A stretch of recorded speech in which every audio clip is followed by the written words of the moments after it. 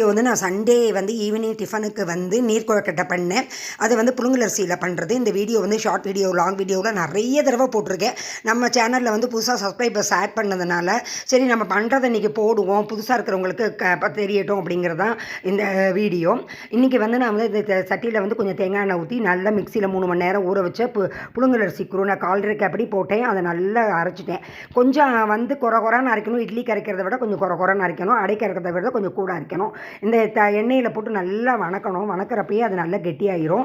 அதில் வந்து 1/4 படி அரிசிக்கு வந்து கிட்டத்தட்ட ஒரு மூடி தேங்காய் போட்டால் சூப்பராக இருக்கும். கொஞ்சோண்டு உப்பு, அவ்வளோதான் போட்டு நல்லா வந்து தேங்காய் எண்ணெயில் நல்லா வதக்கி நல்லா மணமாக இருக்கும். நல்லா வந்து பொறுக்க சூடு பொறுக்க நல்லா பெரிய பெரிய கொழுக்கட்டையாக பிடிச்சி நல்ல பாயில்டு வாட்டர், அதாவது 100 டிகிரி சிகிரி பாயில்டு வாட்டரில் இதை போட்டு எடுக்கணும். இந்த கொழுக்கட்டைக்கு வந்து காலையில் நான் வந்து அன்றைக்கி பண்ணி காமிச்ச இஞ்சி சட்னி ரொம்ப மேட்சிங்காக இருக்கும். இன்றைக்கி வந்து இந்த கொழுக்கட்டையில் நான் வந்து என்ன பண்ணினேன்னு தெரியல. கொஞ்சம் உதிராக ஆயிடுச்சு மாவு. தண்ணி பத்தலையா அல்லது நான் ரொம்ப நேரம் கிண்டிட்டேன்னா தெரியல.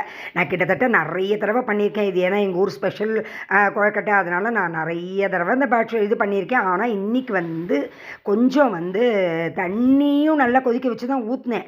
ஆனால் வந்து இது என்னன்னு தெரியல, ஒரு 5-6 கொழுக்கட்டை வந்து தண்ணிக்குள்ளேயே கரைஞ்சிடுது. வந்து அது உருவத்தையே காணும். நல்லா தகுதாயிடுத்து. பச்சை கொத்தமல்லி சட்னி வேறு அரைச்சேன். காலையில் நினச்ச இஞ்சி புதினா சட்னி, இஞ்சி சட்னி, பிரண்டை இஞ்சி சட்னியும் இருந்தது. கொழுக்கட்டை நல்லா சூப்பராக இருந்தது. பட் வந்து அந்த தண்ணியை நான் வேஸ்ட் பண்ணவே இல்லை. நல்லா வந்து நைட்டு நல்லா மோர் போட்டு உப்பு போட்டு அந்த தண்ணியை நாங்கள் குடிச்சிட்டோம். மறுநாள் காலையில் நாங்கள் வந்து கல்யாணத்துக்கு கிளம்பினோம். போகிறதுக்கு முன்னாடி கொஞ்சம் தெம்பாக இருக்கட்டுமே சொல்லிட்டு அதுலேயும் மோர் விட்டு நல்லா குடித்தோம். அதனால் தண்ணியையும் வேஸ்ட் பண்ணலை. காரைக்குடி பக்கத்தில் கண்டமனூர்னு சொல்லிட்டு ஒரு இடத்துல வந்து ஒரு கல்யாணம், வீட்டில் பெரிய கிராண்டு கல்யாணம் தான். பட் வந்து அது வந்து ஒரு கிராமத்தில் அவங்க சொந்த வீட்டில் தான் வச்சு பண்ணுவாங்க போலுக்கு. டிஃப்ரெண்ட்டாக மண்டபம், டிஃப்ரெண்ட்டாக நான் அட்டன் பண்ணுற ஃபஸ்ட்டு காரைக்குடி கல்யாணம். இதுதான் என்னுடைய 63 இயர்ஸில் நான் இப்போ தான் அட்டன் பண்ணியிருக்கேன். ஆனால் ரொம்ப டிஃப்ரெண்ட்டாக இருந்தது.